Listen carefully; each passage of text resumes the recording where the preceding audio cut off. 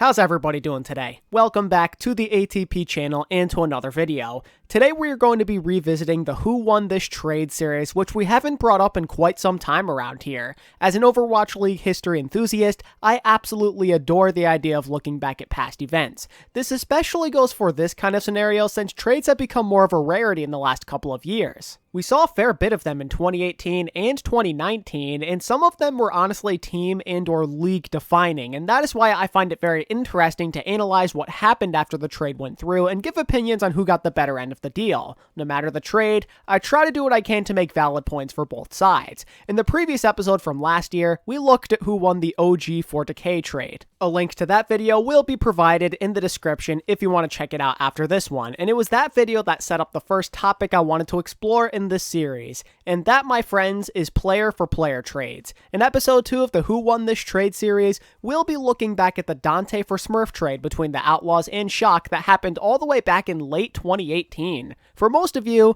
this likely feels like a no-brainer. Given the Shock's success in recent years, most of you would argue they were clearly the ones who were better off. But even so, this still is a player trade that went down, which means that we did have to cover it at some point in this series, so might as well get it done with now. Also, believe it or not, this was the most requested trade for me to look at next. So, while it might not be the closest contest we're going to be looking at in this series, it's clearly the one that a handful of you wanted to see the most. Now it's time to fulfill that request, so sit back and relax as we take a trip down memory lane and I guess a bit into the present. Let us begin this storyline by setting the scene. Back in fall of 2018, the Shock were looking to make some moves. During the inaugural season, they did exactly as intended by essentially tanking and building towards the future with the idea of competing for titles for years to come. While they seemed happy with many parts of their roster, they clearly were not satisfied with their tank situation as they were looking to get more versatility at main tank in particular. What made the Shock situation good in this type of scenario was that they were looking to shop Danteh, who proved himself in the early bits of Season 1, but didn't have much use to the Shock, who were more invested in the likes of Architect, Sinatra, plus the newly signed Rascal and Striker.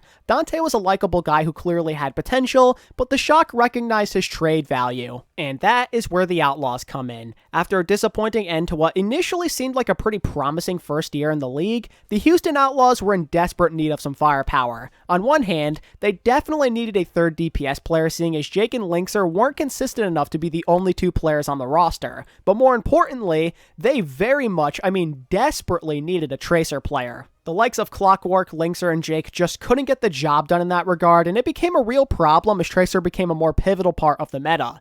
DPS was a glaring hole that needed solving. The problem was, the Outlaws wanted to stick with a primarily Western team at the time, so they didn't have limitless options by any stretch of the imagination. The good news for Houston, though, was they had a great trade asset on their side to help solve this problem. Enter Smurf, who was on Houston's academy team during this time. He had proven himself in the most recent season of Contenders, but the Outlaws didn't see the need to promote him, seeing as they were happy with Muma's performance in Season 1, as well as his overall synergy with Coolmat. So naturally, trade talks with the Shock was a match made in heaven for both sides as they had exactly what the other needed. It was a win-win for both sides, seeing as the pieces they were trading were expendable at the time and they were getting valuable assets in return. Now, of course, looking back at it, it seriously may have been a huge mistake by the Outlaws since their main tank situation was not the same after Season 1, and we all knew what Smurf would go on to become afterwards, but I wouldn't make any assumptions, because there's no guarantee Smurf would have realized his true potential on the Outlaws. Everybody has to remember here that Smurf has always been in a good situation as a member of the Shock. He still could be good on the Outlaws, but it's difficult to imagine Houston building a roster that was any better than the one they had in Season 2, seeing as Danteh was the only real acquisition they made during that year. I think that Smurf could carry a lot on this team still, but the coaching and roster differential would undoubtedly make his life way harder. And we all know how tough it can be to play main tank if your team is mediocre. It is not a fun experience, so let's not get too much into the what-ifs of this trade. But anyway, let's take a look at how this trade impacted both sides. So, for most of Season 2, I would say this trade was definitely more meaningful for the Houston Outlaws. Smurf was not the best Rhine player on his team, so he mostly watched from the sidelines during the GOATS era, while the Outlaws depended on Danteh time and time again. Sure, the Shock were way more successful during this time, but Danteh was a key starter. This was truly put on display during Stage 3 when the Outlaws had a mini resurgence after a horrendous first half of the year. behind the incredible Sombra play of Danteh, the Outlaws managed to have their first above 500 stage since the end of 2018, and above 500 means more than a 50% win percentage for my non-sports enthusiast out there. Their 5-2 record was good enough to get them into the stage playoffs, and one of those 5 wins came against the very team they made this trade with. This was a very triumphant moment for both Danteh and the Outlaws, who got the last laugh in the season series. And keep in mind, this is all going down with Smurf pretty much being on the bench at all times. So in terms of value up until that point in the season, the Outlaws were getting the better end of the deal. If you want to consider that a win for Houston, then go for it. It makes a lot of sense. But if you're more concerned about the result, then this gesture is pretty meaningless for you. Regardless of how little Smurf played in the first 5 or 6 months of the season, the Shock were way more successful. It's not even close when you really think about it, because the Shock were a part of every single stage finals plus the grand finals. They won the stage 2 crown and were 1 map away from beating Vancouver and Shanghai in stages 1 and 3 respectively, meaning that while the Outlaws were losing more games than they won that year, the Shock were competing for every single stage title and the grand finals. The ultimate slap in the face came in stage 2 for sure, when the Outlaws went 0-7 while the Shock pulled off that perfect 7-0 golden stage. But in my eyes, up until that point, you'd consider both teams partial winners, the Shock for their success and the Outlaws for their superstar hard carry. But it's stage 4 and onwards where the story goes tremendously in favor of San Francisco up until the present, really, because once we hit stage 4 and the 2-2-2 lock, Smurf played a pivotal role in the team's success for the rest of the season, which includes yet another 7-0 stage and a crazy playoff run resulting in a season championship victory. Smurf's Orisa play was elite as he set up play after play for Choi Yobin and the elite DPS line, so now the Shock were winning and they were getting great value out of Smurf. So if you're going off success and competitive nature alone, this season all by itself would indicate the Shock were winning the trade, and that trend would only continue in 2020 where it was pretty much all Shock yet again. The Outlaws had their moments, but they were nothing in comparison to what the Shock were pulling off. The Shock won 2 more tournament titles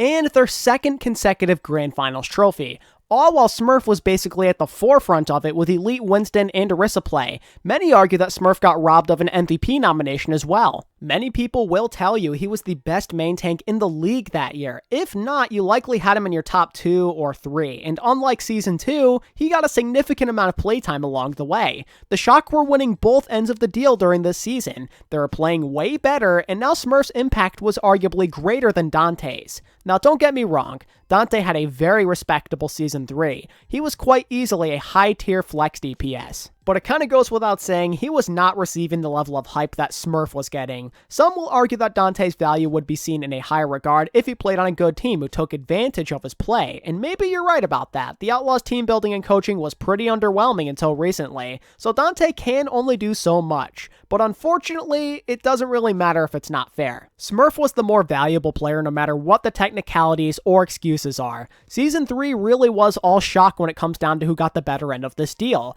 They were winning the games and the value battle, and Houston were yet again losing more than they won, and Danteh was nowhere close to the MVP conversation. This comparison is way different than that of the OG and Decay trade, I feel like, because back then, the Gladiators and Fuel followed a pretty similar trajectory, I would say, during the early parts of the regular season when Decay was still on the Fuel. But the Shock and Outlaws, on the other hand, were never even comparable both during 2019 and 2020. So unfortunately, all we can really do to help the 2019 and 2020 Outlaws is talk about value, and even there, they don't really come out on top for the most part. The only real fair argument you can make is that the Outlaws would be worse off without Danteh than the Shock would be without Smurf. That is the case you can legitimately make, I feel, but still, this is all what ifs, so kind of just take it all with a grain of salt. So the argument is, Danteh was basically the centerpiece of Houston anytime they found anything remotely close to what you'd consider success. I can't even begin to tell you the number of times we saw this guy put the team on his back, and he was doing it across years worth of time in various metas. I don't even want to begin to imagine how many less games, maps, or even teamfights the Outlaws could be winning without this guy. But of course, this is all theoretical and what ifs, as I've been saying, and I can't say for certain what would have happened if the Outlaws set their sights on somebody else. I say they could be even worse than they were, but you never really know. Danteh is the type of Western talent that is extremely difficult to come by, but DPS is a very vast position with a lot of talented hidden gems out there. There's a whole lot of talent out there just waiting to be discovered. Maybe somebody else could have been that guy for them. Perhaps they could have looked towards Nero, let's say, or somebody out of Europe. There could have been somebody out there who also had a hard carry type of impact.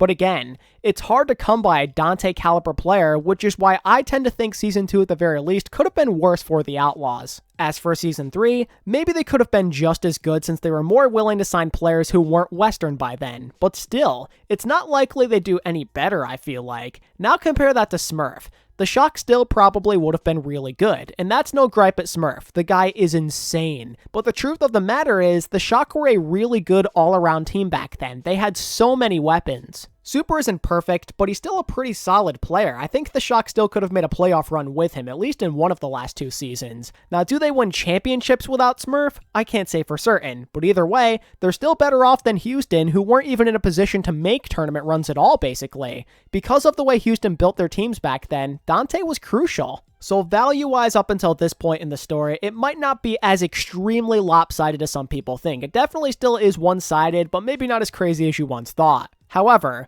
due to the winning and Smurf playing like a true superstar out there, the Shock definitely have the advantage. However, as we delve into what has gone on so far in Season 4, it's a bit more even. Now that Houston have a real team with better coaching, Danteh can finally look good in a winning effort. The Outlaws finally might be starting to make this a less lopsided affair. Now, of course, at the time of this video going up, there's still a few months left of play to go, and anything can happen during this time. For all I know, the Shock might figure it out and start cranking out big-time performances again. But for the time being, the two sides are rather close. And for once, the Outlaws feel like the team on the better end of things, seeing as they beat San Fran in both season meetings so far. Both teams have the same record and point total currently, so they're equals for the first time since the trade happened essentially. The Shock fell back down to earth, and the Outlaws got better. While Danteh nor Smurf have been MVP level this year in my opinion, I still do give the edge to Danteh in terms of impact, as his presence has been a bit greater. It's not super fair for Smurf, seeing as the team around him has gone through struggles and have gone through a lot of changes lately, but that doesn't matter.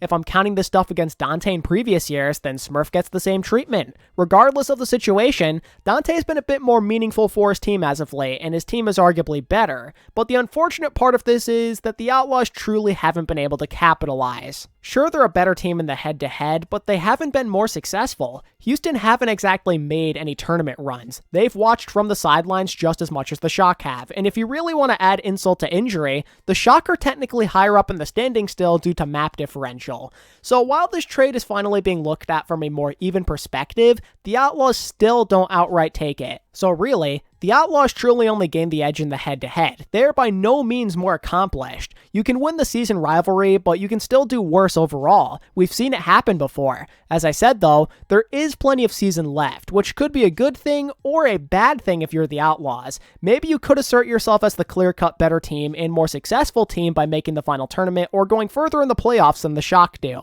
And maybe by then, Danteh asserts himself into the MVP conversation. On the other hand, things can change very quickly. While they feel like the better team at this moment in time, anything can happen in the next few months. So when I look at this season when determining how much it means for this trade, it really comes down to if the Outlaws do something serious the rest of the way. Unless they win a championship or at least get close to winning one, this season won't hold as much weight as seasons 2 and 3 did for the Shock. Smurf played a big role in both championships, so if Danteh can't boast the same achievements, then how much better Houston are than the Shock won't matter. Danteh and the Outlaws really gotta do something special this year, and even that won't make this totally even, I would say, which is why I think all the no-brainer moment watchers I called out at the start of the video are ultimately correct. As much as Danteh has meant to the Outlaws, the key contributions of Smurf during these big moments is what puts the Shock out ahead. The Outlaws quite literally have years worth of wins and titles to overcome. Smurf would have to be some bench rider or non-factor in this trade for this to be up for debate at this point in time, I feel like.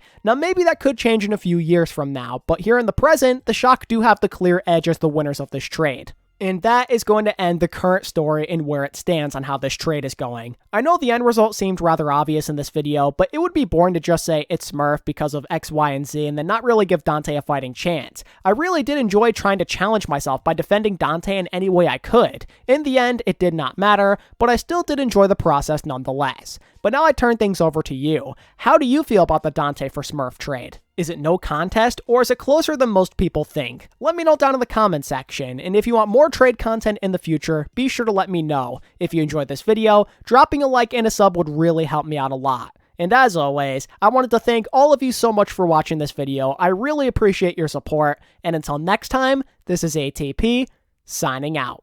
Peace.